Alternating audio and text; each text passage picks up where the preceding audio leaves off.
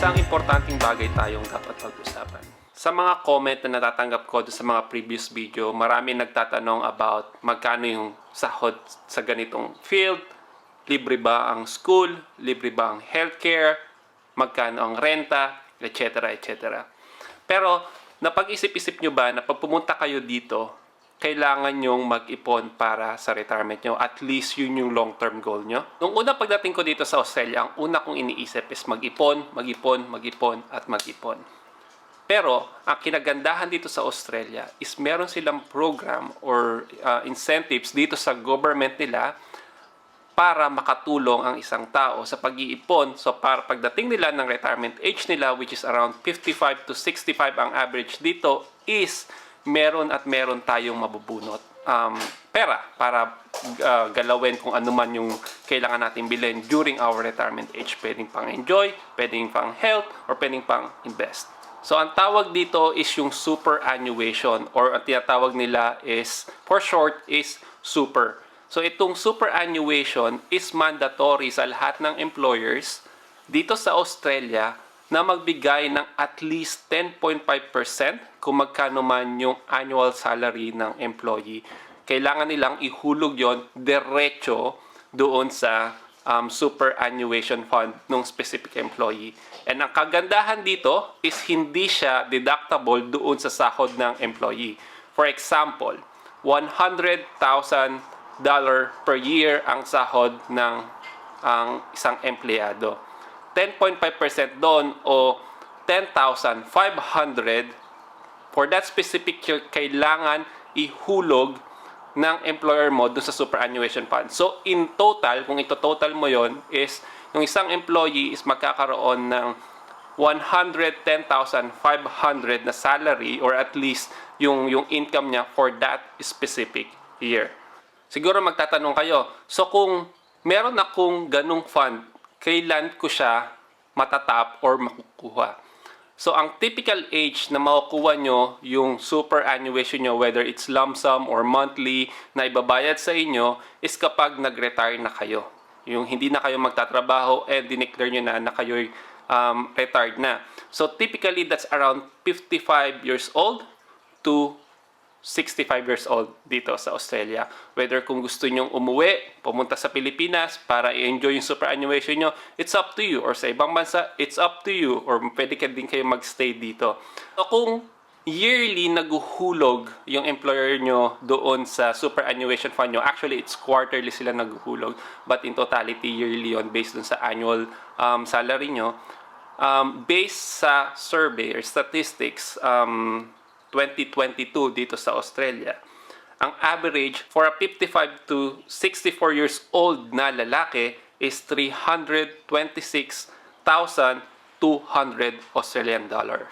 Now, para sa babae naman, for that specific same age range, 55 to 64 years old, sa babae is 246,300 Australian dollar. So, medyo may tinatawag po silang gap doon and tinatry talaga nilang i-equal as much as possible.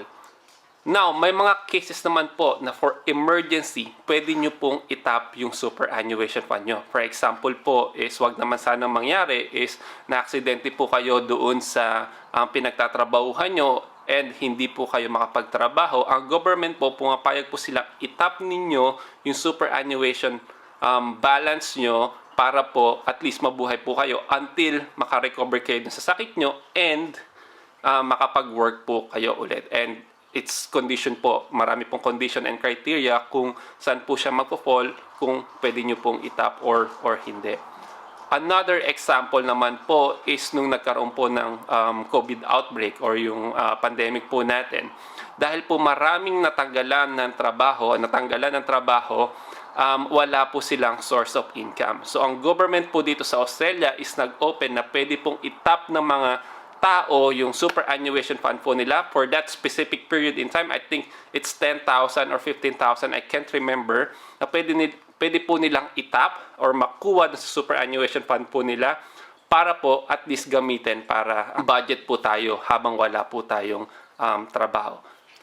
So imagine po, bukod po dun sa personal savings nyo, and for example, may partner po kayo, meron pa rin po kayong matatap in addition to that, which is yung superannuation nyo po pagtandaan nyo. So maganda po siyang retirement plan para po at least kahit po mag-retire tayo is hindi po tayo mauubusan ng mauhugot kung ano man po mangyari sa ating buhay.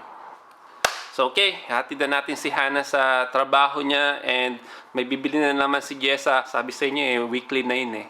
May bibili na naman si Jessa, samahan na naman natin.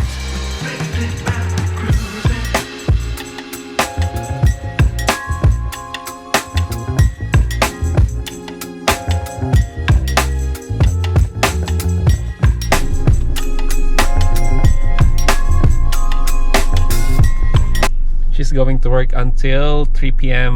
today and then susunduin na lang namin siya.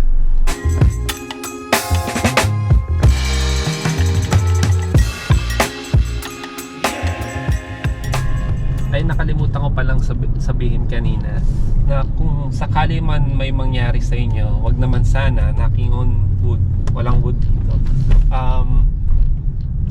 Kung hindi nyo na magagamit yung superannuation nyo, maglalagay actually kayo ng beneficiary para kung sakaling mawala man kayo, doon mapupunta yung superannuation fund nyo. Hindi siya totally madi-disregard o mawawala or mapupunta sa government. Mapupunta pa rin siya doon sa beneficiary nyo.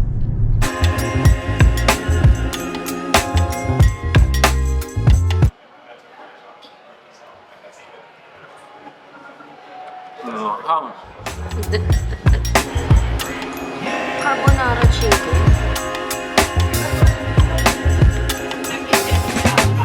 Hindi mo naman naubos, kaya? Hinahanap mo yung hinahanap mo. Wala yung gusto ko. Walang makita si Jessa kasi ang hinahanap niya, alpombra. Alpombra ba hinahanap mo? Oo, alpombra. Wala siyang size eh. Actually, walang stock dito ng alpombra. Sabi ko sa Pilipinas na lang bumili.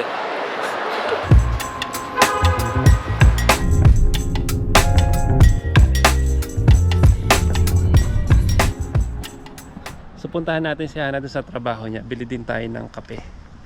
Gugulat yan kasi normally hindi naman kami bumababa eh.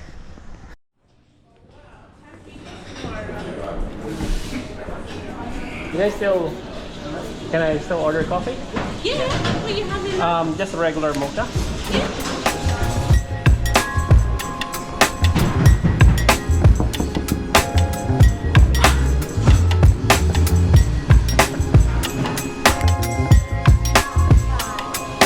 You're actually making the go around my face. So we got our coffee now. Binibenta rin bahay oh. Kano kaya yan? Nasa for sure million yan. Australian dollar. Million Australian dollar. Imagine. Kahit yung retirement fund mo hindi kasya, di ba?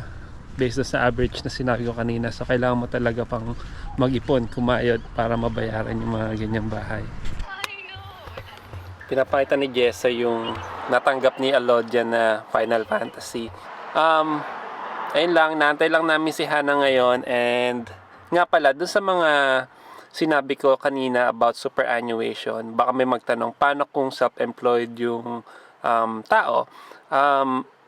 Para sa mga ganon, voluntarily lang yung superannuation. Pero ina-advise ng mga nakakarami na syempre, maglagay pa rin kahit voluntary doon sa superannuation kasi yung tubo or yung interest or yung collect mong nest egg yung tawag nila is sayang naman kung hindi mo siya ilalagay sa isang super fund.